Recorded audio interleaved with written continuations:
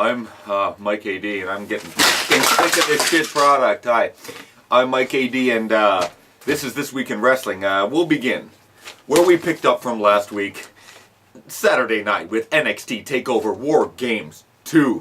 Whoa, was this a solid pay-per-view. Night starts out with Matt Riddle calling out Cassius Ohno and crushing him in 7 seconds. Next up, the best 2 out of 3 falls match between Shayna Baszler and Kairi Sane. Too much outside interference and too short, but other than that, was a good match. Now the pay-per-view begins, and God, this was superb. Aleister Black versus Johnny Gargano. So good, I have no notes. Wow, Tommaso Ciampa beats Velveteen Dream. These guys worked hard. Ciampa so hated, Velveteen so beloved, and when that near fall happened, that place would have come unglued. The asshole retains. Pete Dunne, Ricochet, and the War Raiders take on the Undisputed Era in War Games 2, the sequel. What a holocaust this was. Well booked, lots of action, great high spots, and the right team won. Just another great show, as if they ever put on a bad one. Can't wait for Sunday night, where you know they won't be able to match it. On to Survivor Series. The pre-show, a match so important that it doesn't matter. A group of 10 teams, only a few are over, the rest are inconsistently booked, jobbed out, or periodically go missing in catering. And the only reason they're still employed is we have a brand extension. Anyhow, Smackdown wins, with the Usos being the sole survivors. On to the main show, women's 5-on-5 elimination match. Nia Jax last beats Asuka to be the sole survivor in order to push her to be Ronda Rousey's next victim. Nia, the face breaker. What a joke this women's evolution has become. Seth Rollins, who can compartmentalize 2 rivalries at once, beats Shinsuke Nakamura because they ruined him anyway. Regardless, a great wrestling match that puts Raw up 2-0. AOP beats the Bar Show when the latter are distracted by Drake Maverick urinating himself, going up 3-0. Really, Vince? Buddy Murphy and Mustafa Ali, dare I say it, on the main show. What the fuck is going on here? Cruiserweights getting their due? Lucha House Party on Raw? Long overdue. Buddy wins and gives everyone a reason to watch this show. Freaking excellent. Team Raw beats Team Smackdown with Shane McMahon, the last remaining survivor for his team, in a match designed to push Strowman, McIntyre, and Raw as the superior brand. Ronda Rousey wins over Charlotte Flair by DQ, then Flair snaps and gives Rousey an epic Singapore cane beating. This leaves this open-ended. It provides a heel turn Charlotte surely needs and provides the fans a great match. Raw goes up 5-0. Daniel Bryan avoids a broken neck in the first 35 seconds to make this the best match Brock has had on the main roster in years. Lesnar wins, no surprise, but he gave us reason to believe. Great job, you guys. In the end, Raw wins 6-0. Officially 6-1, proving they're the best? Hardly. Wow. Okay, on to Monday night with Raw. Out comes Corbin to brag, and he brings out the architect, Stephanie McMahon, to ingratiate himself to her and brag a little more. Then Braun comes out to cash in his promissory note. He gets Corbin at TLC with a messy bunch of stipulations. If he wins a TLC match, he gets Lesnar at the Rumble. If Corbin wins, he becomes the permanent GM. If he loses, he's fired. They then set up a 6-man tag with all the Survivor Series players involved. It's an elimination match out of nowhere without announcement that led to a 3-on-1 on Strowman, a DQ, a brutal beatdown, crushing Strowman's elbow. He bleeds, and they don't turn away. They don't glue it together. If it bleeds, it leads now. And now, all the main event players are done for the night. What the fuck is going to happen with the rest of the show? And best of all, this ate up the first 45 minutes of the show. Rollins cuts a promo, putting over Ambrose's network special. Runs down Ambrose and calls him out. On cue, Ambrose pops up and says they're going to pay for their sins, including Roman. Are you fucking kidding me? Saying Roman deserved cancer. Mind you, this is the same company that made a joke out of Jim Ross's colon cancer. Rollins tries to chase him down. He encounters the cockiest security guard of all time. And Renee, what does she know? Jack shit. Ruby Riott goes one-on-one with Natalya over sunglasses. This time it's final. Lars Sullivan is coming up soon. What a monster. Sasha and Bayley versus Suck and Blow. Nia and Tamina come out to thumbs down and boos and hashtag Facebreaker. This match was ancillary to the Gabble-mania going on at the commentary booth. Right hand of doom, too freaking long. Just continue to bury these two. Interview segment. Somehow Ambrose knows how to hack into random televisions to tell Rollins he's waiting in the steam room. The Fabulous Truth versus Ravishing Rusev Day this week. Loser goes home. Can't we just fast forward this whole tournament? Here comes Ambrose to the stairwell, and the mind games continue.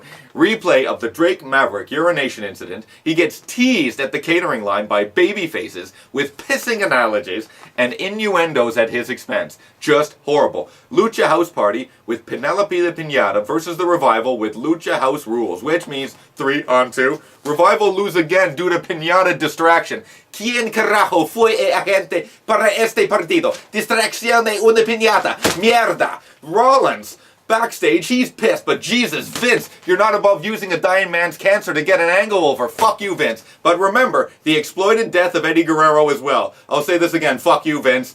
Out comes Ronda to address her misadventures in Caneland. She's going to tap out Nia Jax. Then she's going after Charlotte Flair. Then she puts her title on the line because if you won't defend your title on the worst day, you don't deserve to be champion. Pretty awesome. Out comes Corbin to stop her. He doesn't want to get killed for week 6 in a row, so he begrudgingly allows her to put the title on the line. And it's a drum roll.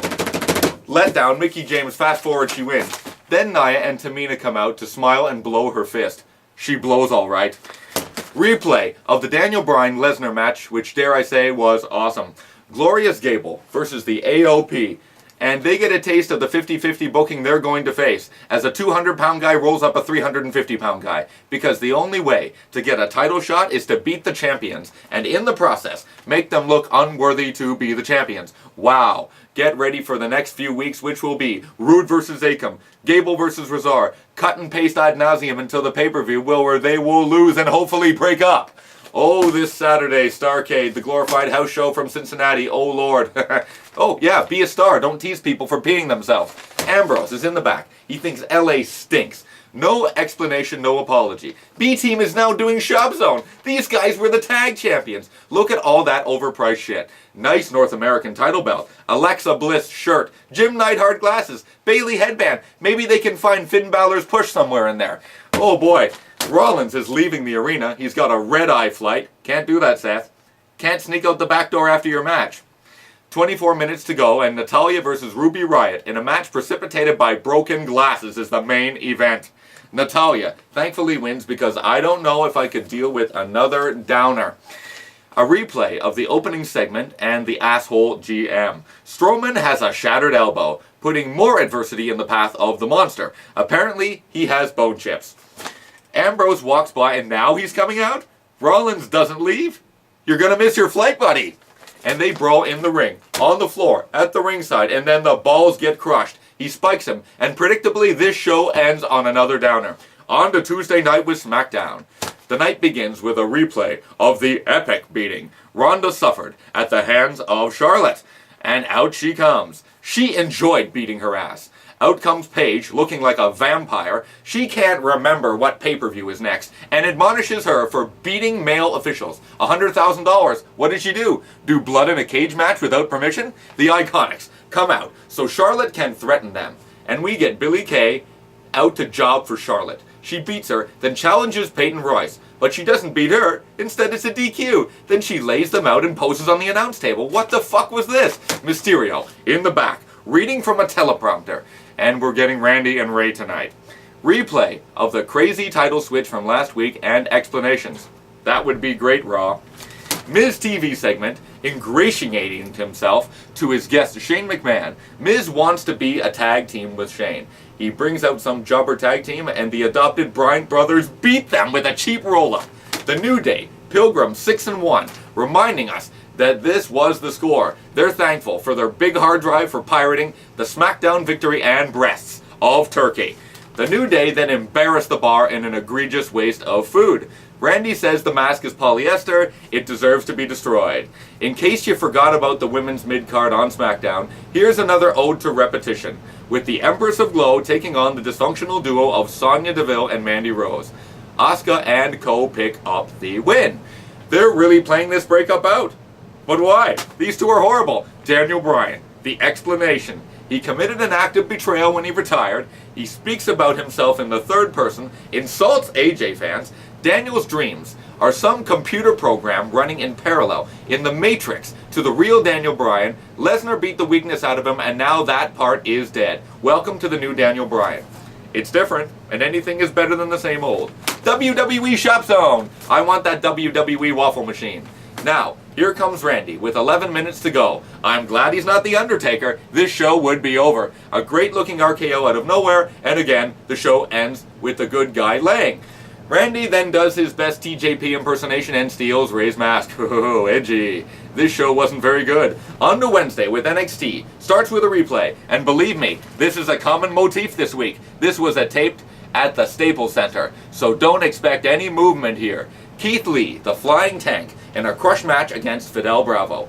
Count to 10, it's over. Shayna Baszler, backstage interview. I'm dominant because I have an entourage. Replay of the Riddle interruption segment, the 7-second match, because we're starved for content on this episode. What a debut. Wow. This surfer dude gimmick is running thin already. This guy would respond to a flat tire with, wow, unfortunate bro, tire is flat bro. Not one change in blood pressure. It's annoying, bro. Lars Sullivan versus Tito Murray. Count to 10. It's over. He's going to continue the freight train until he gets a title shot. He mugs the guy. Out comes Keith Lee, the new big guy, and they better not give him a stutter or yellow teeth. Replay of the Gargano-Aleister Black match. Wow. No content, eh? Some of these post-pay-per-view shows are just throwaway. Replay of the Ciampa Velveteen match because this episode has nothing but recaps, post-match interviews, and a dark crush match. Replay of the War Games match because my fast forward button isn't broken yet. Keith Lee, Sullivan backstage. They get into it. Next week, he slaps Sullivan into the main roster. Nikki Cross versus Candice LeRae, who turned into a bitch after her husband turned heel. Anyhow, Nikki wins, and it was pretty good. On to 205 Live. Replay of the hellacious match between Buddy Murphy and Mustafa Ali. Excellent. Glad they got a shot on the main show. Out comes Murphy to brag. Then Tony Abs to face Noam Dar. We'll just skip the promo. These two prove that it doesn't matter how hard you work, nobody cares. Nice wins because of Buddy Murphy. Mustafa Ali wants to remember the pain. And thanks Murphy for it, because he's stronger now. If I took a fall from the top rope onto the barricade, I'd want to forget it. If I took a Spanish fly from the announce table to the floor, I'd smash my head, my back, my ooh, just like that. Oh, I'd want to forget it all, believe me. Drake Maverick is instructing the official trying to play babyface when he plays a heel on Raw. Expect shenanigans in the main event. And surprise, no piss jokes. In walks Cedric, and he gets a tag match next week when he teams with Mustafa against the two-man dynasty. Should be good. Akira Tozawa and Brian Kendrick, I still don't believe this, they come out and do a rehab match against two no-name guys. They hurt these guys and make rooster noises.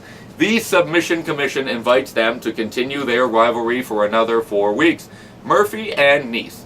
Reaction to the tag match next week says they want the non-existent tag titles. And they'll beat them up. Next week, Itami returns from exile. Lucha House Party with more props than should be allowed. Bennett and TJP come down wearing all their confiscated masks, whipping the Mexicans into a frenzy. Out comes Drake to extricate the non-combatants from the match. Grand Metalik versus TJP. Both these guys are spectacular. This crowd has to be burnt out from Takeover, Survivor Series, Raw, Smackdown, NXT, and they still cheer. Grand Metalik wins. Lucha House Party celebrates. Maria comes out to hysterics. Bennett hits him with a chair. Leaves him laying. Depressing. That's This Week in Wrestling. Don't like the language? Like I give a fuck. Don't like turns, betrayals, and other events on the WWE programming treated like disposable minutia? Get used to it. Don't like the content. Not my fault. Vince is still alive. I'm only a security guard. I just observe and report. See you next week. I'm Mike AD, and this has been the Knights of the Squared Circle Wrestling Podcast Extra This Week in Wrestling. And just a note, you want equality? You preach equality. But you have women laying their hands on male security guards, male officials, but men can't put their hands on women if provoked? That is hypocrisy. Good night, you hypocrites.